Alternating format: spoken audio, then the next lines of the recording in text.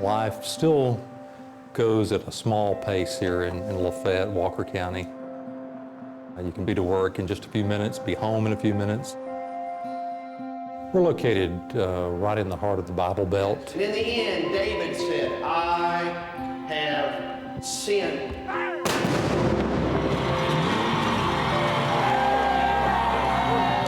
Being able to go on Friday night, to watch your children play football or watch your daughter cheerlead as I did, that's what small towns are all about.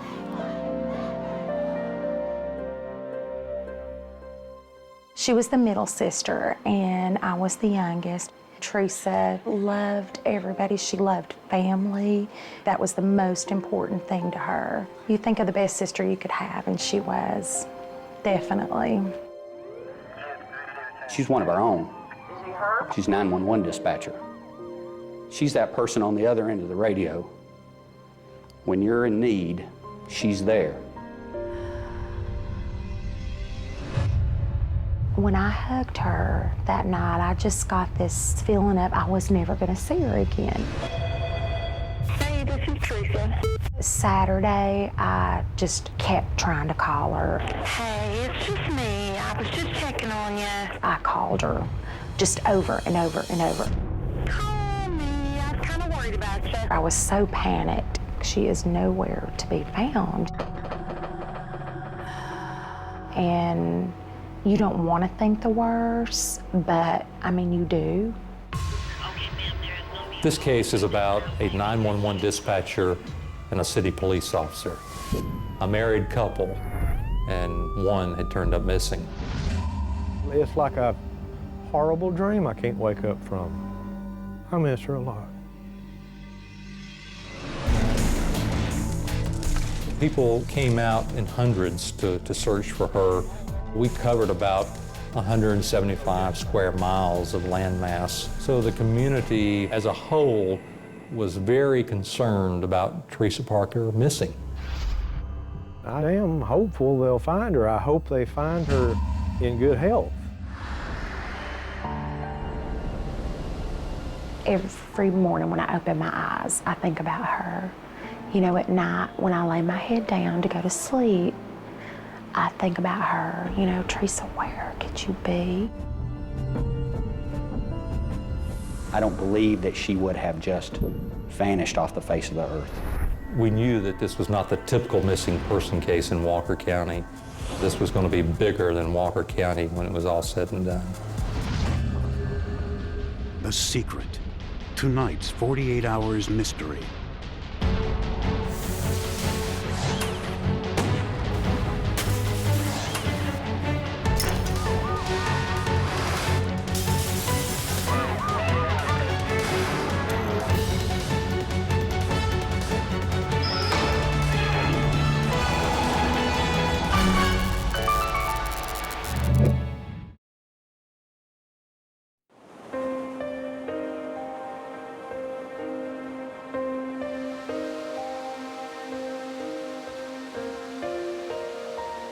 It was the first day of spring, March 21st, 2007, a time of new beginnings for Teresa Parker, according to her sister, Christina Hall. She was at my house Wednesday night for about an hour, and we talked, and she wanted me to go to her new place. The 911 dispatcher and her police officer husband, Sam Parker, after 13 years of marriage, were divorcing. The marriage was playing itself out, but it wasn't in a bad way. Teresa was getting ready to move into her own apartment near her sister and nephews. She was just so excited to be closer and be able to help us out with them and spend more time with them. But when the sisters said their goodbyes that Wednesday night, Christina says something was different. When I hugged her that night, I just got the emptiest feeling, and it was really strange. The sisters didn't talk at all the next day, Thursday, and Christina figured Teresa was just busy cleaning her new place. But by Friday morning, March 23rd, that empty feeling in her gut was back. I just woke up and felt like I had this black cloud over me, and I'm not usually like that. And I thought, I'm gonna talk to Teresa. She always made me feel better. Teresa didn't answer her phone. Christina went to work, still hoping she'd hear from her sister at any moment. But every time the phone would ring, I'd check the ID to see if it was her. Could it be Teresa? I thought, well, she'll be calling anytime since I'd left her a message, because it was odd that she didn't call me right back. Walker 911. Meanwhile, Teresa's friend and co-worker, Rhonda Knox, was also getting worried after a strange early morning call on Thursday, March 22nd. And at 6 o'clock in the morning, my phone rings, and it's from Teresa, and I answer it. And there's just a few seconds there, and then hang up. Rhonda knew it was odd for Teresa to call and hang up. I thought, this isn't Teresa, you know. So I called it back. It rang, and then went to voicemail. And then I started calling the house. I started getting worried.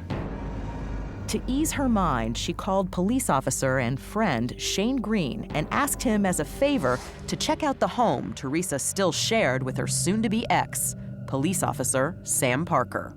So when Shane went to the house, did he call you? What did he say? He was saying, okay, we've beat on the door. And I told him, I said, look in the garage. She parks in the garage every time. And he shined in there, and he told me, he said, her car's not here.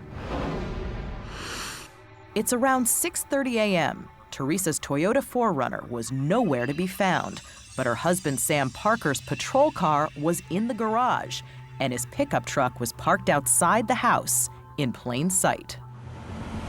Strangely, Thursday afternoon, Teresa's SUV was back at the house, but still no one had seen her, and she wasn't answering her cell phone. Teresa, I'm really worried about you. I'm gonna call the house. I love you, bye. Teresa, this is Roger. She'll give me a call. Call me whenever you get a chance. Please call me if you get this. Please, I love you, bye. Everyone was calling her, including husband Sam Parker. Teresa, this is Sam. It's Friday night, 3 o'clock. Just wondering about you, wondering where you are. More than 24 hours had come and gone with no word from Teresa. Her sister Christina was frantic. There were just no ifs, ands, or buts about it. I knew something so horrible, and I was scared to death. Then on that Friday evening, March 23rd, Christina got a call from her brother-in-law, Sam Parker. He was on patrol working the night shift. I could immediately tell with him something wasn't right, because he was talking really fast and he kept clearing his throat, and that was just out of character. And I was like, well, we need to do something. We need to file a missing persons report. You know this is not Teresa.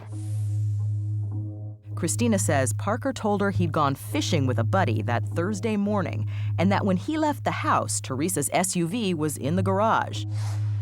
But if Christina was panicked, Sam Parker seemed anything but. He said, well, I'm at work right now, but now when I get off work in the morning, I'll see what I can do. And who ended up filing the missing persons report? My mom did the next morning. Saturday morning, March 24th, 2007, day 3. Teresa's family calls the police. Sheriff Wilson. Walker County Sheriff Steve Wilson. Our detective was assigned the missing person case. He told me, he said, Sheriff said something's just not right here. Wilson knew this case was just too personal for him to investigate. He not only knew Teresa from 911, he'd gone to the police academy with Sam Parker. So he called in the GBI, the Georgia Bureau of Investigation. He called me about 5 o'clock on a Saturday and stated he had a missing 911 dispatcher who was married to a Lafayette police officer, and he asked for GBI assistance. Special Agent James Harris headed straight for Teresa's new apartment, looking for any clues. We found a few odds and ends, some clothes, some shoes, her 911 uniform. We found where Lowe's had stopped in to deliver a washer and dryer that she had previously purchased, and she wasn't there, so they left one of the flyers on the doorknob. We all need to pray for her safe return and pray that our greatest fears do not become reality and no harm has come to her yet. With no sign of Teresa, neighbors and friends joined together. Agent James Harris was eager to talk with Sam Parker. And on Sunday, March 25th, 4 days after Teresa went missing, Sam Parker, the police officer, wasn't the one asking the questions. What did Sam tell you in that interview? I knew that we had to lock him in on a timeline. One of the things that jumped out at me immediately was that he said he was in his truck the whole night. But 3 people had already told Agent Harris a different story. They saw Parker's truck parked at Sam and Teresa's house early that Thursday morning. And Sam is telling you he was driving around in his truck. That's correct. So then that's when red flags started going up and Sam became a suspect in my eyes. I couldn't understand why he'd lie about something that small, at least I thought was that small at the time. I've not got anything to hide. I've not got anything to lie about. Sam Parker believed Teresa had gone off on her own because they were divorcing, so he couldn't understand why investigators were looking at him. It must have been strange as Very strange. As a police officer to be in uniform, yeah, and being looked at, yeah. Law enforcement was facing a real mystery. What happened, and why couldn't anyone find the police officer's wife?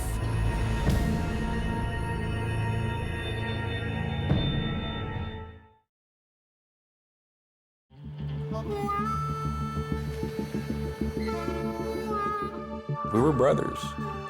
We were the Norman Rockwell vision of brothers growing up next to a river. We grew up very close, very close. Kenneth Parker looked up to his big brother Sam and followed in his footsteps. He went in the Marine Corps, I went in the Marine Corps. He went in the police department, law enforcement, I went into law enforcement. How much of Sam's life was being a cop? For him, it was everything. He was a cop 24 hours a day. And he says his proud police officer brother was quickly smitten with a young 911 operator. He started talking about this new dispatcher who was very attractive and started talking about, he would like to try to take her out. One thing led to another and he started dating her and it took off from there. Do you remember on the job, first impressions of her? She was thin. She was thin? Yeah. Was she super skinny? For around here, yeah. You'd instantly fall in love with her just about when you get to talk to her. Because she was that way, she just made you feel comfortable. Her nickname was Mother Teresa, and according to younger sister Christina, she was the glue that held their family together. You know, she was the type of person, if you needed her, you called her, she was there. Teresa's first marriage had ended in divorce, and Sam Parker already had 2 ex-wives. Look at that, couple of lovebirds. Despite their past failed relationships, Sam and Teresa seemed like a good match. When I first met him, I liked him. He had a good, funny sense of humor and seemed to be a gentleman to her. Did you think, oh, maybe this is the one for her? I thought, he probably is. He's gonna be the one, because she was just crazy about him. Teresa and Sam Parker married on September 11th, 1993. They seemed happy at first, but then, after a few years, their relationship turned rocky. They were fighting one moment, in love with each other the next. It was a seesaw, and evidently they liked it that way. But it seems Teresa finally had enough and decided to pull the plug after 13 years of marriage. She's a missing person, and I don't know where she is. Part of the problem investigators have in searching for Teresa Parker is the terrain. Just look at this. This is the woods right across from the Parker home, and this goes on for miles and miles in every direction. This is mountain country. It's thick with trees. There's brush all over the ground.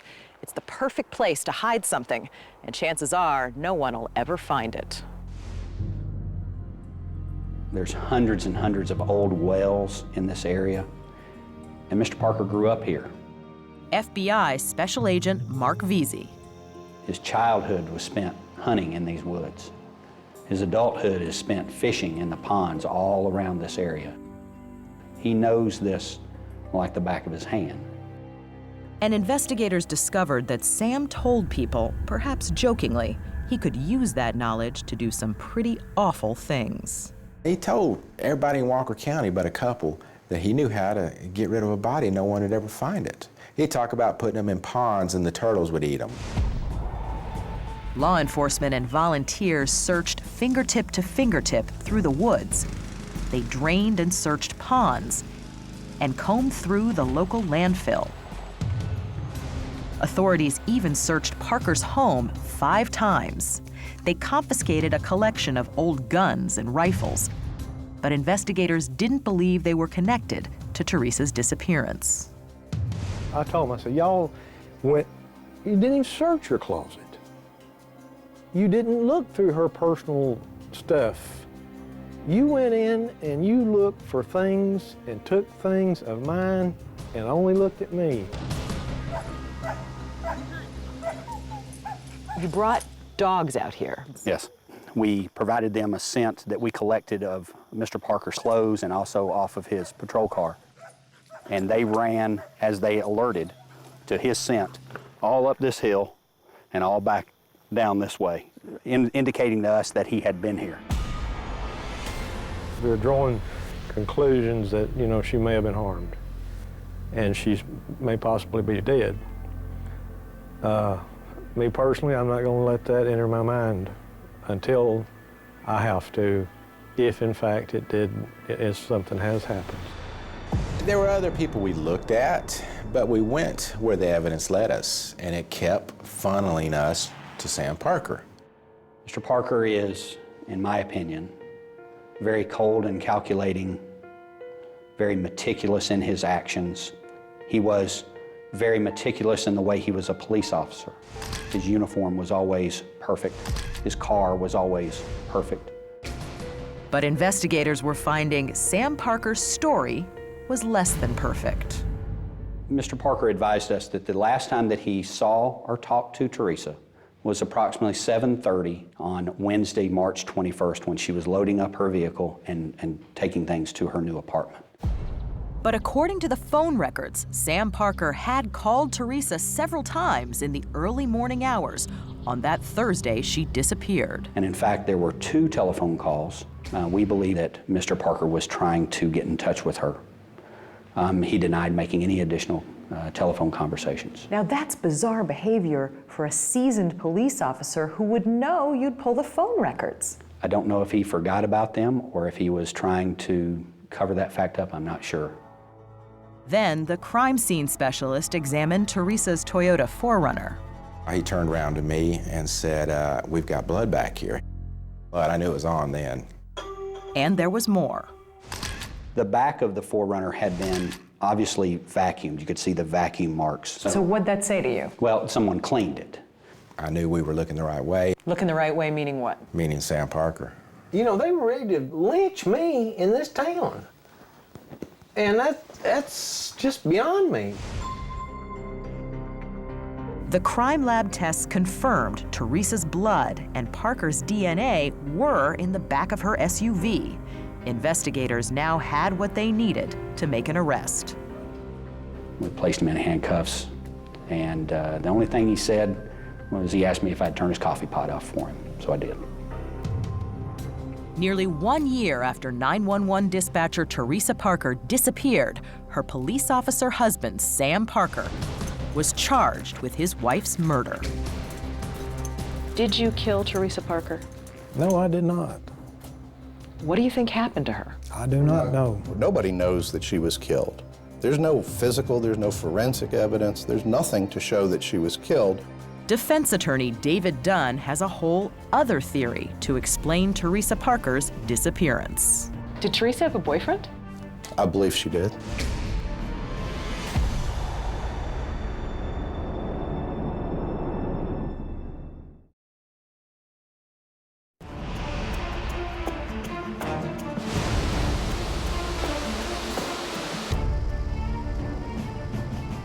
The week before 41-year-old Teresa Parker disappeared, she took a trip to the Smoky Mountains. She called me her first morning there and was like, I'm having coffee outside. It's just beautiful. 3 days in Gatlinburg, Tennessee. It was supposed to be a quick getaway before her move and the divorce. Teresa made a reservation at her favorite cabin the Honeybee Hideaway. You know, she told me, she said, I want to be by myself and think about things, clear my mind. She'd been so stressed. And she was alone? And she was alone, yes. 51-year-old Sam Parker knew his wife was going to Gatlinburg. He had even given her money for shopping. But there was something about her trip that troubled him, so he decided to do a little investigating on his own. He was, you know, a husband just like any other husband, trying to find out who went off for a couple of days with his wife. Parker called the lodge and convinced the clerk to send him Teresa's registration. Defense attorney David Dunn. She registered for a room using the name Barker. Whether someone actually went with her or visited her there while she was there, we don't know that. Prosecutor Lee Patterson. He was very angry about the Gatlinburg trip because he was convinced that she had cheated on him. Parker's suspicions about Teresa and another man grew when he found something else puzzling on her room reservation. She listed 2 adults. We know from the statement that Shane Green made that he was at least invited to accompany her. We know that much. Remember, Shane Green was the police officer who discovered Teresa's SUV missing the morning the prosecution believes she was murdered. You don't think that this could have just been a work relationship? No, I don't, not between those two. The defense says that there were 2 people staying at that lodge, There that were Teresa not. had somebody with her. No? No, there were not. Our information is there was nobody there to see her. And if the defense wants to say that Shane Green was there with her, the cell phone towers show that his cell phone activity was not in Gatlinburg. Green says he was not in Gatlinburg and was never romantically involved with Teresa. So all of this jealousy that Sam seems to have is unfounded? In my opinion, yes. He was a very controlling, manipulative person. And I think that Teresa was tired of being controlled and manipulated. According to prosecutors, Teresa Parker did have one big secret. The 911 dispatcher, who had helped so many people in crisis, was dealing with a very personal crisis of her own, an angry and abusive husband. I think she hid it very well. I think she hid it from everybody. Did Sam have a drinking problem? No, he could drink real well. Yes, Very he could. funny. He could drink. Yes, he drank way too much. What was he like when he drank? Funny. Funny? Happy drunk. Teresa's sister Christina says there was nothing funny about her brother-in-law when he had too much alcohol. He became a violent, mean drunk. He would keep a water bottle in the refrigerator during family dinners or whatever, and he would sneak over there and drink out of this bottle, and it was straight vodka. Like, I had seen him in action, you know, so scary. There have been allegations that you've had some issues with drinking. You know, something that got blown up way out of proportion. So you did drink, but it didn't affect your job, is that fair to say? That's very fair to say, yes. Christina says Sam Parker's behavior could change from nice to nasty in an instant. They had went out to eat for dinner one night, and of course he started out drinking. Christina says when her sister left the restaurant, Parker followed her. They got into the car and he started threatening her. Took his gun out, was shooting his gun up in the air in the parking lot. Teresa called 911, but when the police arrived, they didn't arrest Parker. Instead, they took him to a hospital for psychiatric evaluation. After an incident like that, why didn't Teresa walk away? You know, she just didn't want to give up, and, you know, and she loved him. She was in love with him. It's a story Keela Beard says she knows all too well because she lived it. She was Parker's second wife and was married to him for 4 years. One time he was drinking a glass of water and he threw the glass on the floor and it broke. And he actually took me by the hair and dragged me through the living room into the bedroom. And he dragged my feet, I was barefooted, he dragged my feet through that broken glass and they were bleeding. And pulled out his handcuffs off of his belt and handcuffed me to the bedpost. He eventually let her go because he had to go back to work. But Keela says when Parker abused her again a few months later, he gave her a warning. He told me before he left that I'd better not tell anybody or call anybody, because if I did, he would kill me. He said, you can believe me that I know how to do it without getting caught, and they won't ever find your body. He said that to you? He said that to me. Still, neither Keela nor Teresa ever filed a police report about Parker's alleged abuse. His brother Kenneth doubts it was ever that bad. Did Sam ever hit her? Not that I know of. Do you think he was physically abusive to Teresa in any way? No, not physically. Mentally, both ways, because they like to play mind games, honestly believe. And he'd always said that she knew exactly what button to push if she wanted to fight.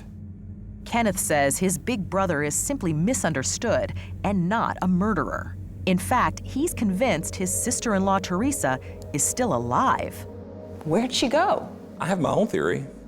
I believe that she's either in Mexico or California. I think I know where she is. I mean, I really do.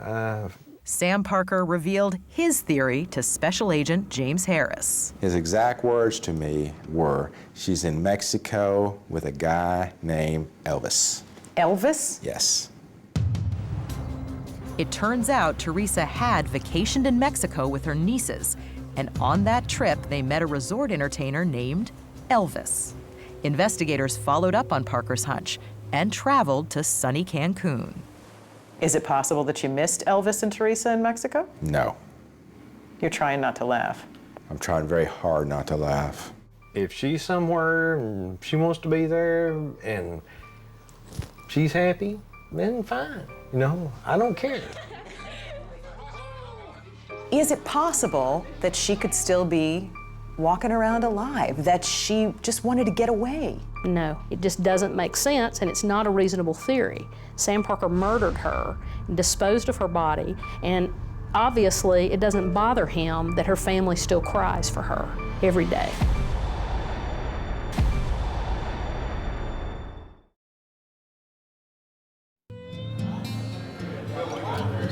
Everyone is obsessed with it. They blog about it. They all have their own theories.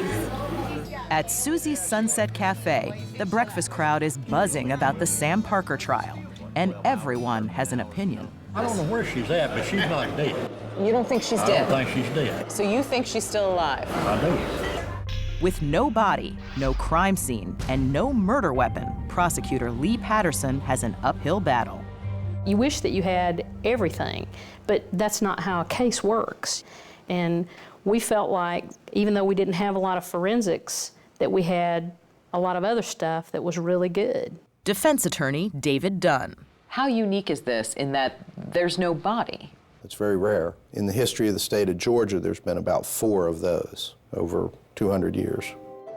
The prosecution admits they don't know exactly how Teresa died, but they're convinced the circumstantial evidence against Parker proves he's a murderer. He had threatened people in the past and said, if you don't do such and such, or if you keep bothering me, I will kill you and bury you where nobody will ever find you. What we're going to see at trial is we're going to see a trial by character assassination. Teresa's niece, Ashton Gilbert. Anytime she would turn her back, he would flip her off and cuss her behind her back. Parker's second wife, Keela Beard. He told me he would kill me and that he knew how to do it without getting caught, and they never would ever find my body. The prosecution lays out its theory. Teresa left her new apartment shortly after midnight, driving to the home she shared with Parker. She didn't think he'd be there, but he was waiting for her. Sometime between 12:30 and 1:30 a.m. on March 22nd, 2007, he killed her. After he killed her, he put her body in the back of the SUV, and then he went to Christy Bellflower's house. Incredibly, prosecutors say Sam Parker was heading out on a date. Can you state your name for the record, please, ma'am? Christy Bellflower. And Miss Bellflower, when the defendant got there, did he have anything with him to drink? Yes. What did he have with him? Vodka. All right, well, tell me, what kind of container did he have it in? A water bottle. Okay, so an hour to kill her. And then you say he left her body in her SUV. That's right. At their home and went on a date? He had to have an alibi, and Christy Bellflower had expected him to come over there. How's he gonna explain, well, I had a date, but I broke it? After the date with Christy Bellflower early Thursday morning, prosecutors believe Parker drove home. Then, sometime between 5:30 and 7:30 a.m., he drove off in Teresa's SUV with her dead body inside and dumped her. That's our theory of the case because that fits with the timeline. He goes back because he has to dispose of her body. He can't leave her lying in the carport. Defense attorneys Doug Woodruff and David Dunn said that scenario is ludicrous. Murder's a messy business. It's virtually impossible to do this kind of thing and leave no traces, no indications, no evidence. What do you make of the blood that was found on the rear bumper of Teresa's car? They had no idea how old the DNA was. They simply could not say whether it was a paper cut or an accidental injury or anything else. But then prosecutors would call their most controversial witness. Would you please raise your right hand? Police officer Ben Chafin. Were you and Sam friends? Yes, ma'am. I considered him a big brother. Had you ever seen Sam and Teresa have a fight? Yes, ma'am, I have. Chafin would tell the jury the most explosive evidence of the trial, a phone call from Sam Parker the night Teresa disappeared. He said he'd really done it this time, or he's really going to do it this time. What else did he say? He said that he had a place that was going to be hard to find, or they never would find it. What else? And that he'd shot Teresa through the head. Chafin told the jury after that confession, he hung up the phone. But a few minutes later, Parker called him back. He said that if I told anybody, he'd have to kill me too. Devastating testimony? Maybe not. It turns out Ben Chafin had given investigators 5 different stories, and he'd been arrested for helping Parker hack into Teresa's computer. The prosecution gave him immunity in exchange for testifying. In your very first conversation with the GBI about Teresa Parker being missing, you didn't tell them about this so-called murder confession you heard simply because you forgot about it. I forgot about it. If somebody calls you and says, I killed my wife, that's something you remember. How could you forget that? That was my initial reaction when I first started reading his statements. But when we talked to him, it became very clear to us that he was very, very close to Sam Parker. The person that he looked at as a father, as a brother, had done something so terrible, he couldn't wrap his mind around it. Step there. Is Ben Chafin a good witness, a believable witness? Oh, he's probably the most unbelievable witness I've seen in 26 years of practicing law. Can you give me a sense of what's been going through your head? You know, just the people that's been in my life for 25, 30 years, you know. They recall things one way and I recall them a little bit differently. Have you been looking at the jury at all? Wondering? I'm not wondering. I'm going to accept what they say, and that's what I'm going to do. And Sam Parker may have the jury on his side. How many of you thought Ben Chafin was believable? He wasn't. Nobody thought he was. None of us, even the slight bit, thought he was credible at all. We all felt like he was lying. Not only did they dismiss Chafin's testimony, they had problems with other evidence, too. How strong was that blood evidence? To me, the blood was another circumstantial thing. It wasn't hard evidence for me. And most of the evidence was all circumstantial. It was more so for us, we were putting together a jigsaw puzzle. The jury would have to piece it all together, but it was beginning to look like the prosecution's murder case against Sam Parker wasn't adding up.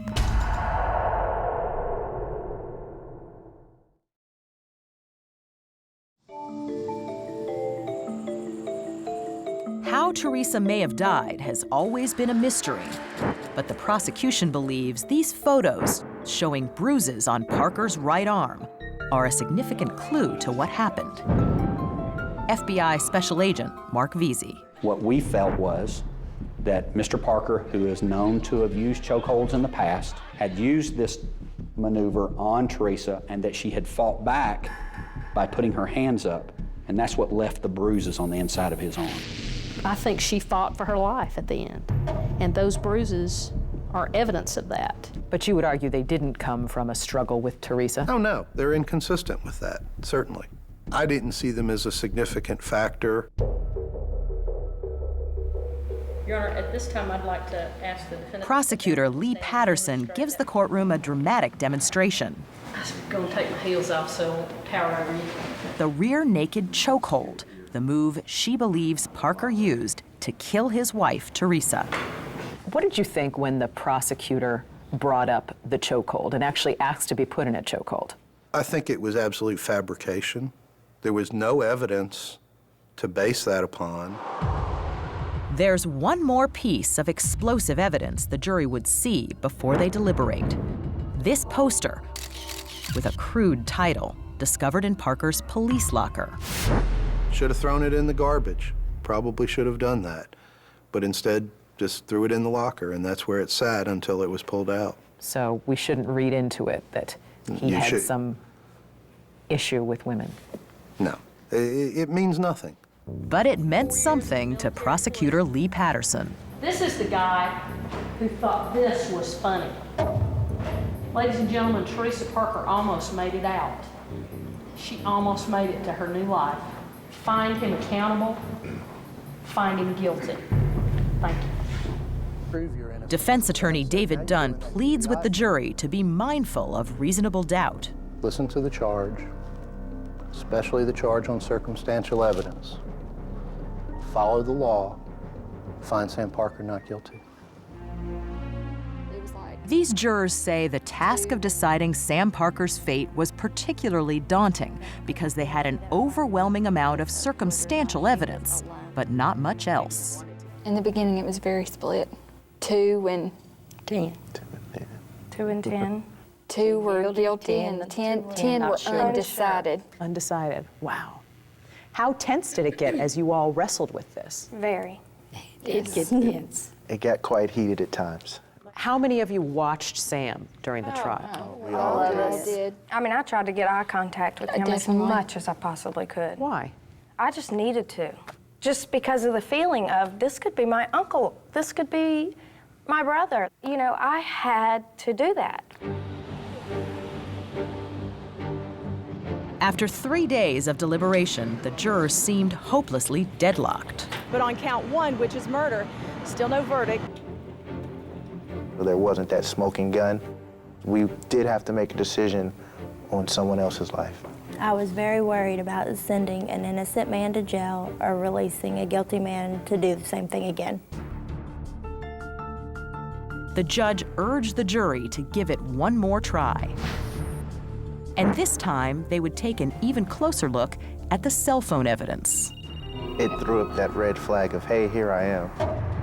And looking at the cell phone records, he was not where he was telling us he was.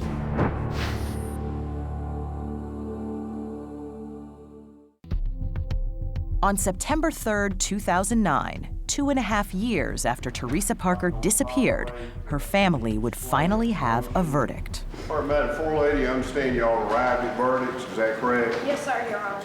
In the Superior Court of Whatcom County, State of Georgia versus Samuel L. Parker, we, the jury, after due deliberation, find the defendant, count 1, guilty.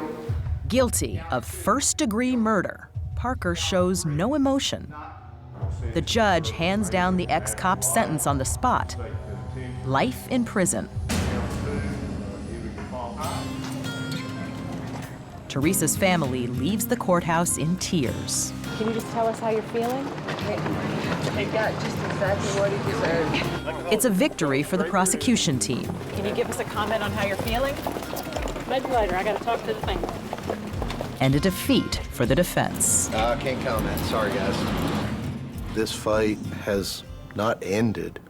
It's barely just begun. Does Sam still have a little bit of power Sure, he's still got some control because he hasn't told us where she is. It's still about manipulation and control, still. In your gut, do you think that you'll ever find Teresa? I hope so. We're gonna keep trying.